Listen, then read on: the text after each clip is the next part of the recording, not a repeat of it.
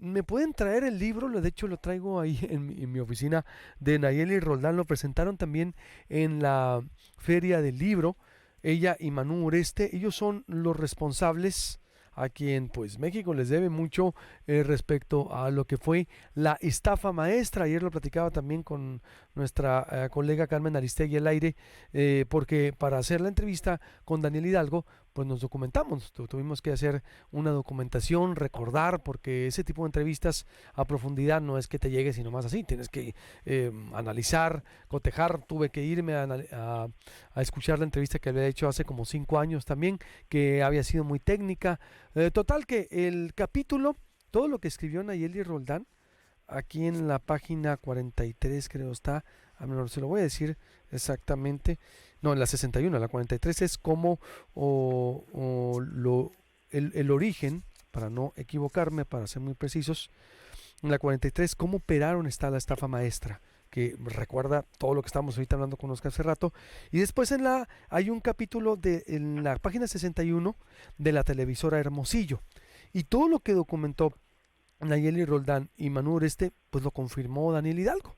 Es decir, cómo Claudia Morones fue la primera que lo contactó, Alejandro Hinojosa, y el dato nuevo que nos dio es Daniel Hidalgo, muchos más, Gustavo Rodríguez, el subsecretario, Iván Jaime, que mandó fabricar el expediente, y Miguel Ángel Murillo, que le deben una explicación a los sonorenses, y no vamos a estar más que insistiendo, porque deben una explicación, deben de seguir el ejemplo de Daniel Hidalgo, que dio la cara, porque escondidos la historia los va a alcanzar.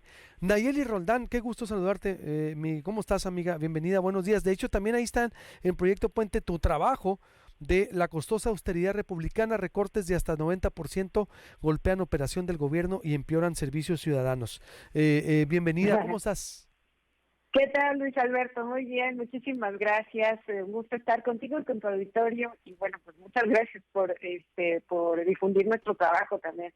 Sí, hombre, no, es que cuántos años, llevamos años entrevistándolos a ustedes, y por eso os Sí. reitero nuestro reconocimiento siempre al trabajo que hacen, y esto ha sido muy importante porque alcanzó a Sonora.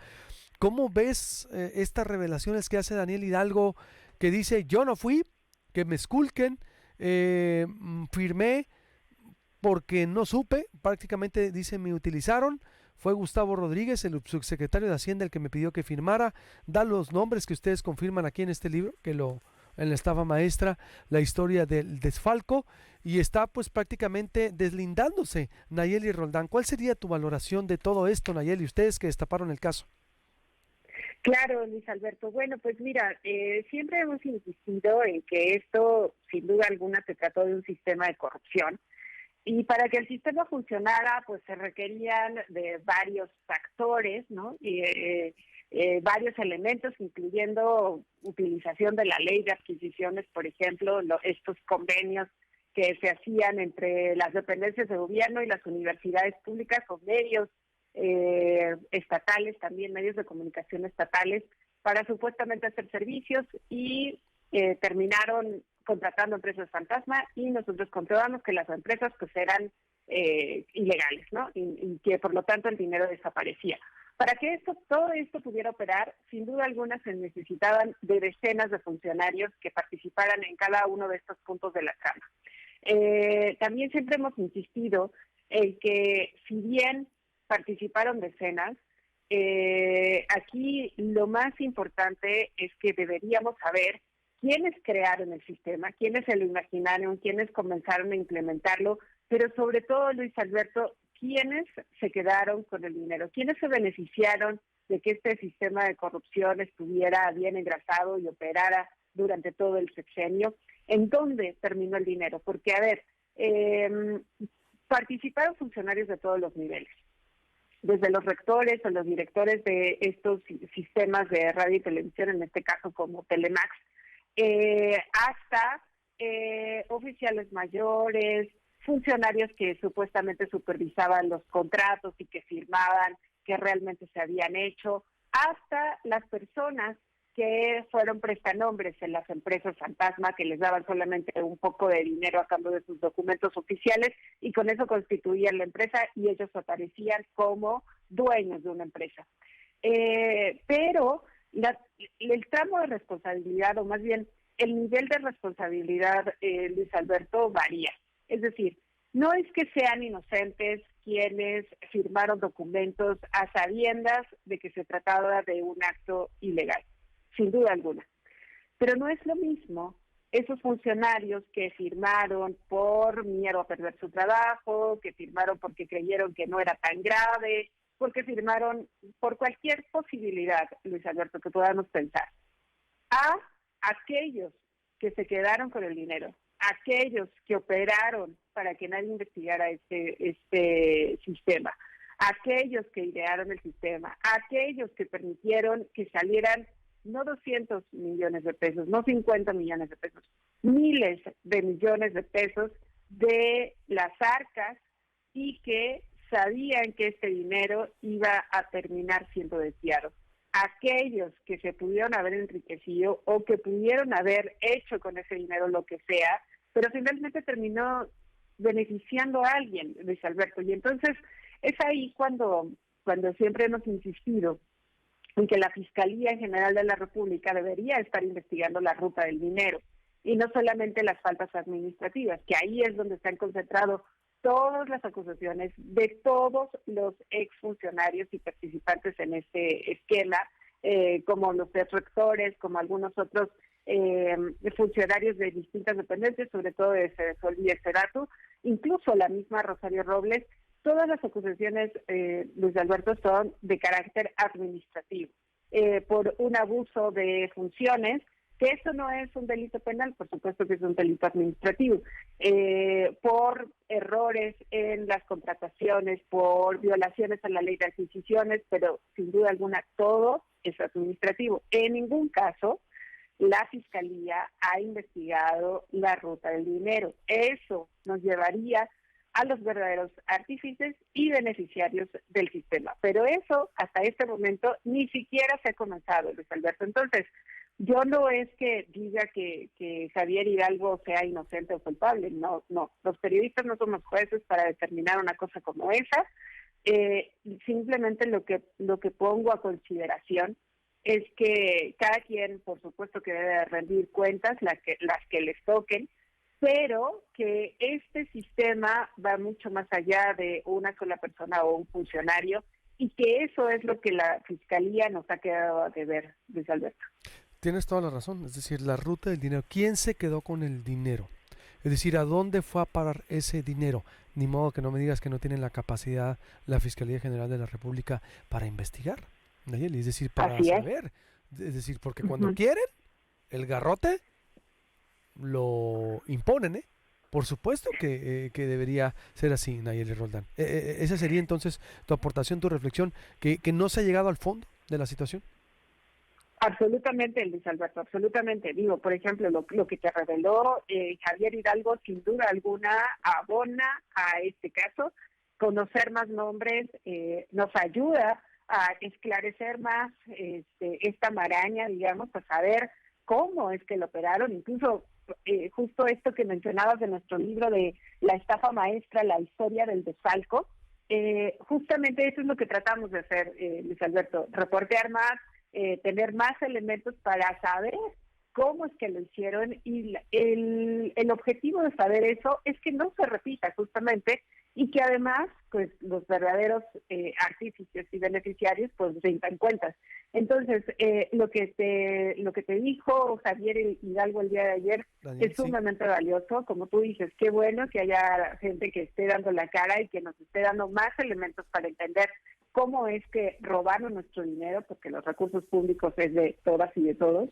Pero sin duda alguna, la falta o el balón está en la cancha de la Fiscalía General de la República. Imagínate que tanto no podrían obtener ellos, porque si nosotros como periodistas, Luis Alberto, hemos obtenido elementos de prueba, hemos esclarecido ciertos pasajes, digamos, de este sistema de corrupción, pues la Fiscalía tiene no solamente las facultades legales, incluso los instrumentos, como por ejemplo pedirle a la Comisión Nacional Bancaria y de Valores el seguimiento a cuentas bancarias. de las personas involucradas, pero también de los posibles sospechosos o de quienes estuvieron al frente de las secretarías, y sobre todo seguirle la ruta al dinero después de que llegaron a las cuentas de las empresas fantasma. Pero todo eso, Luis Alberto, pues es lo que no han hecho y pues de entrada resulta extraño porque ya estamos en un gobierno distinto al anterior, con una supuesta fiscalía autónoma, y no es posible que los hallazgos más relevantes, Luis Alberto, si me permites decirlo, sobre la estafa maestra lo hayamos hecho los periodistas y no la autoridad judicial. Estoy plenamente de acuerdo. Esa es la incongruencia, ¿no? De cómo el periodismo es el que ha visibilizado, lo sigue haciendo, y la autoridad que tiene todas las herramientas, todo el aparato, no lo hace. Nayeli, pues como siempre te agradezco mucho por los tiempos. Ya mañana, si me permites, te citaremos a este trabajo que ahí está en proyectopuente.com.mx, también muy bueno, que como la costosa austeridad republicana, recortes de hasta 90%. Ayer nos contactaron y con mucho gusto lo publicamos. Golpea operación del gobierno y empeoran servicios a ciudadanos. Nayeli, que es algo muy importante. ¿Tienes algún comentario al respecto de esto? Alberto, la verdad es que esta investigación también está muy comprobada con todos los elementos ahí para decirle a nuestro auditorio, a decirle a los lectores y lectoras que la austeridad republicana ha salido cara, que si bien antes había gastos suntuosos, onerosos, que no tenían razón de ser, en este momento estamos en el extremo opuesto, que es dejar a los funcionarios sin lo mínimo indispensable para trabajar, al grado de, por ejemplo, no tener hojas para imprimir, trabajar con software pirata, no tener ni siquiera computadoras, incluso que les limiten el papel higiénico o el agua para tomar en los edificios públicos, que no reparen los elevadores, que no reparen los baños, que les tengan que limitar el uso de la energía eléctrica. Perdón, Luis Alberto, pero ¿quién puede trabajar así? O sea, cualquiera de nosotros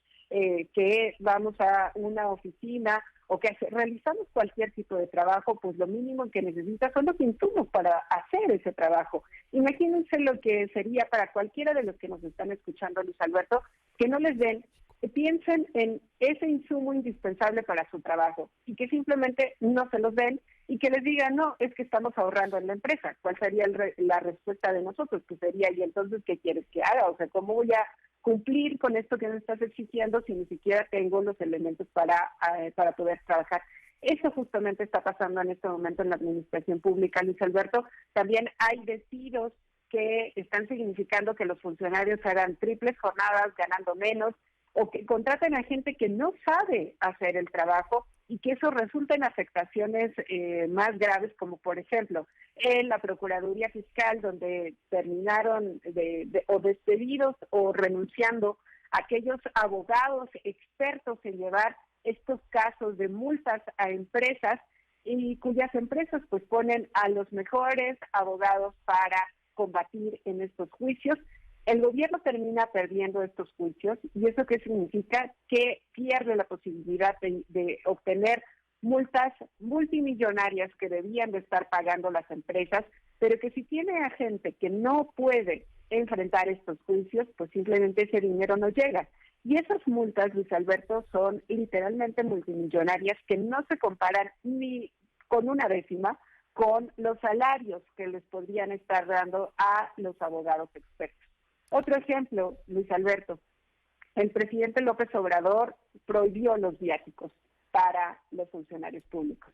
Claro, uno se imagina que prohibiría, por ejemplo, lo que hizo Peña Nieto con llevar a una comitiva de más de 100 personas a Francia. Por supuesto, eso estuvo bien.